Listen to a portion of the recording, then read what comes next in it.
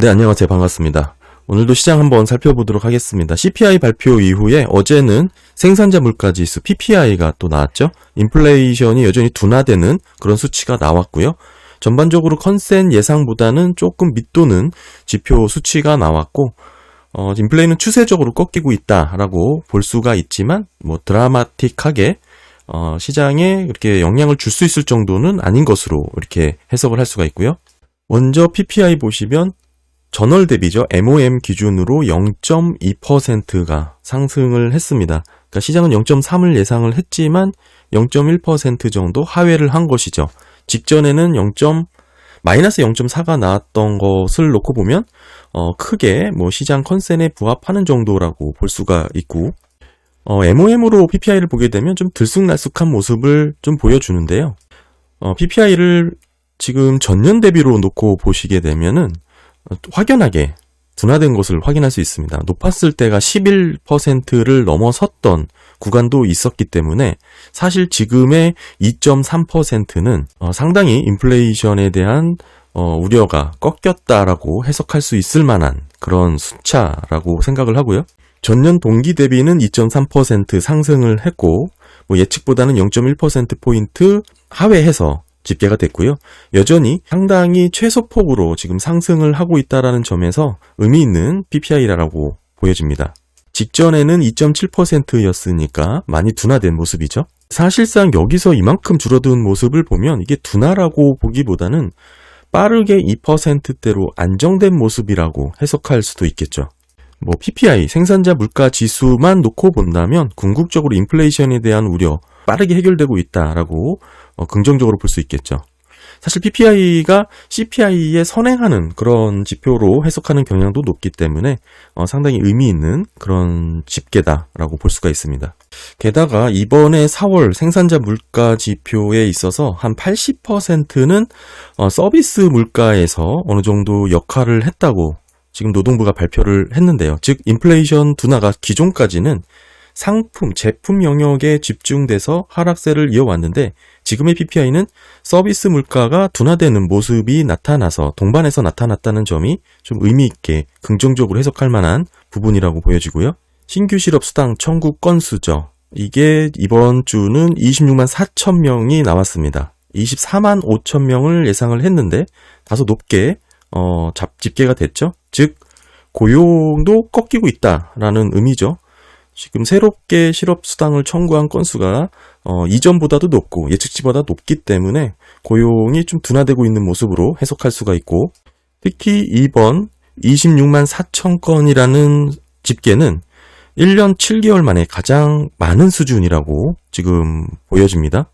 고용이 탄탄해서 경기라든지 시장을 떠받치고 있다는 논리가 다소 좀 식어가는 그런 지표가 될 것 같고, 다만 연속 실업 수당 청구 건수는 조금 다르게 나왔죠. 보시면 예상치가 182만 명, 2만 건으로 예상을 했는데 실제로는 181만 3천 건으로 집계가 됐죠. 예측치보다 조금 하회가 된 것입니다.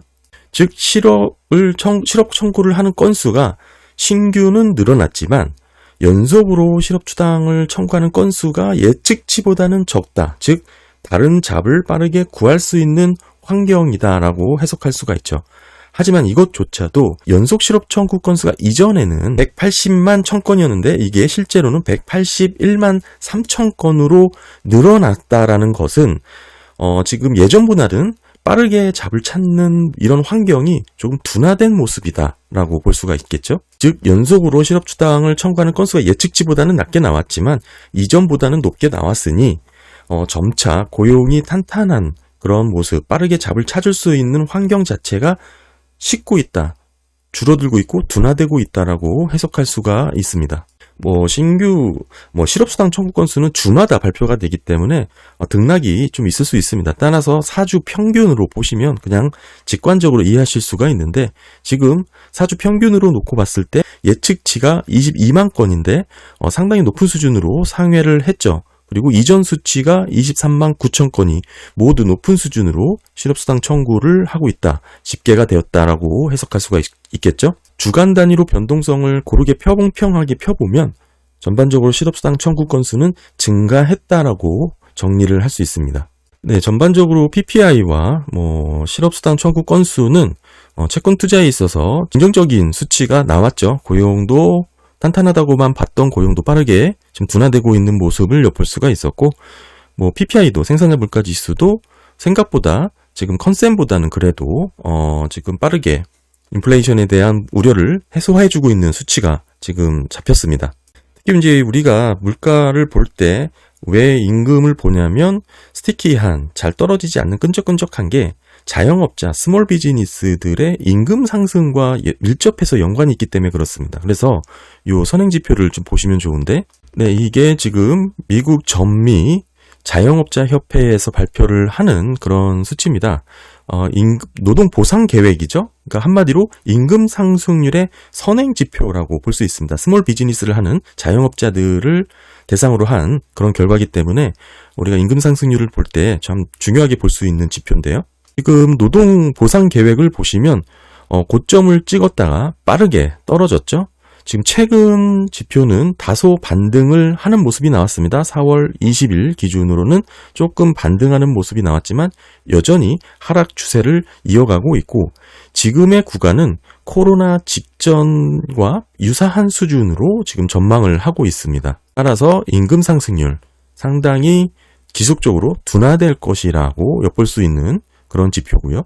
네, 다음은 제품 가격, 서비스 가격입니다. 쭉 보시면 지금 가장 낮은 수치로 떨어졌죠. 인플레이션 우려가 가장 높았을 때 대비 현재 지속적으로 가장 낮은 범위까지 이렇게 하락을 했습니다. 지금 현재 지수가 보시면 22에 머물고 있는데, 사실 인플레이션의 우려를 제외하고 과거 시계열로 보더라도 어느 정도 지금 비슷한 영역대까지 지금 조정이 돼서 떨어진 모습이죠. 결국 이 제품과 서비스 가격단도 지속적으로 이제 떨어질 것으로 자영업자들은 이제 보고 있고요. 다음은 종합적으로 경기 이제 낙관 지수라고 볼 수 있겠죠. 지금 많이 낮아졌습니다. 지금 보시면 지금 현재 마지막 지수가 90을 하회했죠. 그러니까 90을 하회한 영역이 몇 번 되지 않습니다. 그만큼 지금의 경기 전망을 어둡게 지금 보고 있는 거고요. 지금 어떤 걸 갖고 경기가 좋다고 지금 얘기를 하는 건지 글쎄요. 이제 고용을 제외하고는 딱히 근거를 찾을 만한 게 보이진 않거든요. 근데 고용은 말씀드렸다시피 상당히 후행 지표입니다. 모든 것을 다 줄이고 마지막에 정리를 하는 게 이제 인건비, 고용이기 때문에 그것만 놓고 대응을 하기에는 조금 뒤처질 수 있다라고 보여지죠. 지금 사실 전미 자영업협회에서의 낙관지수 지금 90을 밑도는 그런 영역까지 떨어졌습니다. 상당히 우려가 되는 경기 전망을 하고 있다는 뜻입니다. 사실 이 정도면 경기 하락, 경기 침체에 대한 준비를 하고 있는 모습으로 또 해석을 할 수가 있겠죠. 여전히 M2가 마이너스 영역에 머물고 있습니다. 사실상 긴축이 빠르게 이뤄지고 있는 것이고, 이 부분은 생각보다 금융시장에 큰 영향을 줄 수밖에 없습니다. 유동성을 지금 빨아들이고 있는 그런 모습이기 때문에 이게 지금 플러스로 돌아서고 유동성이 확 공급되지 않는 한 글쎄요, 긍정적인 랠리는 무리가 있지 않을까 그렇게 보여집니다. 네, 오펙 플러스가 감산을 하니 많이 해서 80불을 넘어서기도 했지만 여전히 WTI는 70불 초반에서 움직이고 있습니다. 에너지 섹터가 경기 침체에 빠르게 지금 준비를 하고 있는 섹터죠. 70불이 깨지는 경우도 조금 있었었죠. 네, 마지막으로 연준 새롭게 업데이트된 대차대조표 한번 보겠습니다. 지금 8조 5,500억 원. 네, 연준의 총 자산이고요. 보시면 높았다가 쭉 떨어졌다가 지금 전주 대비 비슷한 수준에서 유지를 하고 있고, 그다음에 이제 대출 긴급 자금 지원한 부분들 살펴보겠습니다. 네, 재할인 창구를 이용한 경우는 지난주보다는 조금 높아졌지만 그렇게 크게 의미 있다고 볼 수는 없고, 이번에 새롭게 만든 BTFP 여전히 다시 크게 늘었죠. 다시 높아지는 모습입니다. 지금 BTFP를 만든 이후에 가장 많은 수치를 기록을 했습니다. 지금 보시면 831억 달러를 지금 대출한 것으로 확인이 되죠. 다음은 예금보험공사 FDIC, 조금 꺾였지만 여전히 높은 수준에서 지금 다소 조금 줄어든 모습 확인이 되고요. 다음은 이제 RP 거래입니다. 여기서는 잡히고 있진 않지만 사실 이 숫자로 보게 되면 아주 미비하게 일부 조금 이용한 흔적이 있습니다. 요번에는 피마가 아니고 기타죠. 따라서 은행권에서 이용했다라고 해석할 수 있는데 금액 자체가 너무 아직은 의미가 없고요. 영래포는 여전히 높은 수준에서 다소 이렇게 유지가 되고 있고, 그다음에 TGA 계좌입니다. 부채한도 협상 관련해서 이제 자금이 이제 얼마 남지 않은 것으로 확인이 되죠. 이만큼을 다 쓰면 엑스테이트가 되는 것입니다. 한마디로 추가 자금을 조달하기 위한 채권을 발행을 해야 되는데 한도 협상의 이제 이슈가 해결이 돼야겠죠. 은행들의 지급준비금도 보시면 조금 높아진 모습. 우리가 이제 인플레이션을 논할 때 근원 CPI를 많이 얘기하죠. 근원은 식료품, 에너지를 제외한 거고, 근원 CPI 중에서도 재화를 제외한 서비스 근원 CPI를 중점적으로 봅니다. 이게 상당히 스티키하다라는 거고, 여기 쉘터 이제 렌트비가 있기 때문에 이 부분은 어느 정도 떨어질 것이라고 보고 있지만, 이 나머지 부분이 임금과 관련된 부분이라 상당히 스티키하다. 잘 떨어지지 않는다는 거죠. 구체적인 항목을 보시면 좀 이해가 쉬운데 여기입니다. 이 스티키한 항목들의 내용을 쭉 보시면 비중이 높은 것부터 보시면 홈 인테리어, 차량 정비, 의약 개인 정비 등등 레크레이션, 스몰 비즈니스라는 것을 확인하실 수가 있죠. 외식을 포함해서 수리, 하수, 쓰레기 수거, 차량 관리 등등입니다. 결국에는 사람이 직접 하는 자영업자들 위주의 이런 섹터라는 것을 확인하실 수가 있고, 그래서 전미자영업협회가 내놓는 이런 노동보상 계획이라든지 경기 낙관지수라든지 서비스 가격 전망이라든지를 살펴보는 게 의미가 있습니다. 아까 살펴봤듯이 상당히 우려되는 모습으로 경기 침체를 예상을 하고 있고, 금액 또한 임금 상승률의 선행지표라고 볼 수 있는 노동보상 계획 또한 보시면 고점을 찍었다가 빠르게 지금 줄어들었다가 지금 현재는 소폭 반등을 하는 모습이 나오긴 했죠. 근데 이제 크게 의미가 있다고 보기에는 좀 어렵고요. 사실 인플레이션이 본격화되기 전보다 글쎄 낮은 수치를 기록하고 있는 모습도 보이기 때문에 지금의 이제 전반적인 상황, 채권 시장 투자자 입장에서는 상당히 유리한 그런 모습들이 많이 나오고 있죠.